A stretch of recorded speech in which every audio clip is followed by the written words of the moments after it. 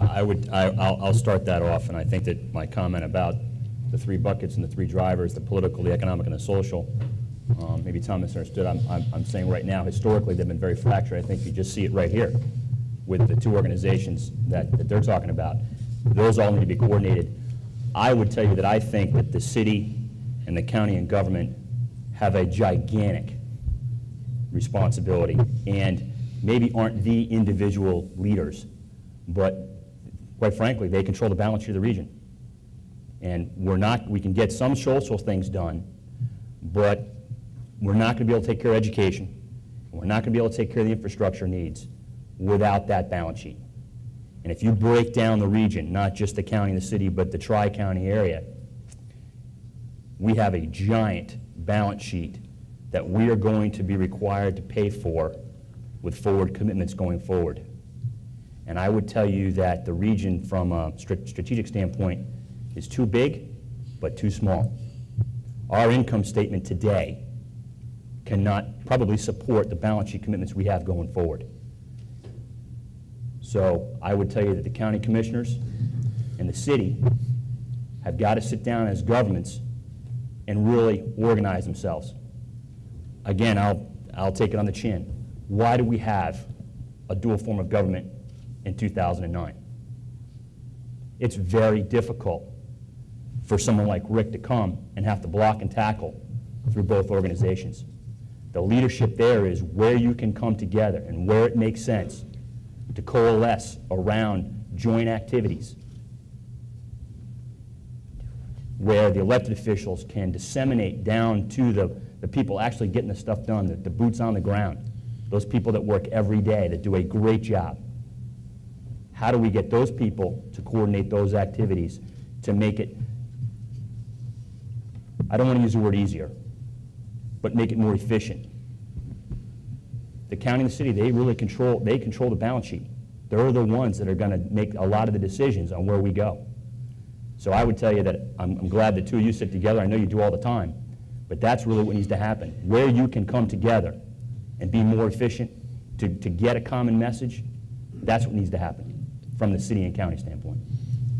I think that, and with certainly all due respect, that to expect government to lead or figure this all out is probably not really wise. I mean, we have to harness the energy of this creative community as a whole and not expect our political machines that have been, look, when you start a company and you're an entrepreneur, you're not burdened by very much. You're not burdened by bureaucracy, and you're not burdened by process, and you're not burdened or frozen in place because, well, I have to go through 12 steps. And that's sort of what government's about. Now, when I meet with our leadership, I'm extremely impressed. And in fact, I would say there's in the spirit of entrepreneurship in some of our government leaders that's very, heartening to me. I'm looking at all this group.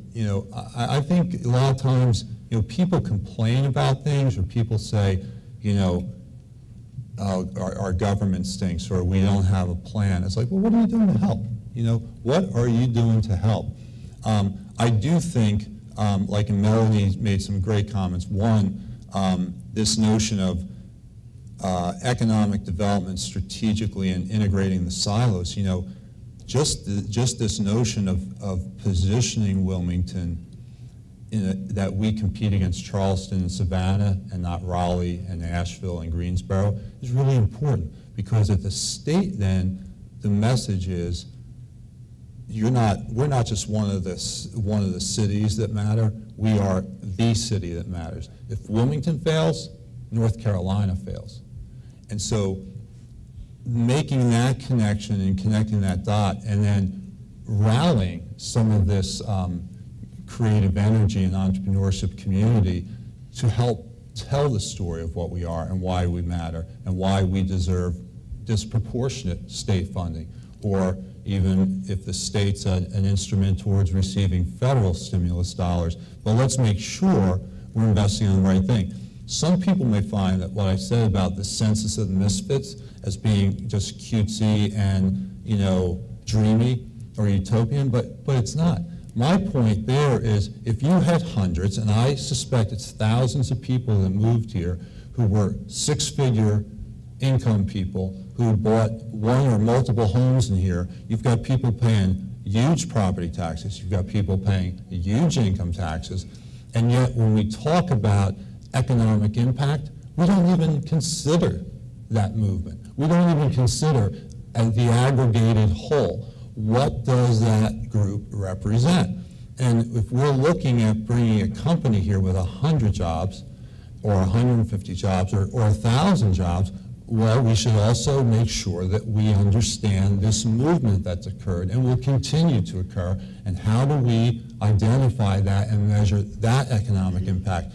That will help us tell our story better to the people who have to help us make the investments in infrastructures and schools and stuff so we remain relevant and dynamic.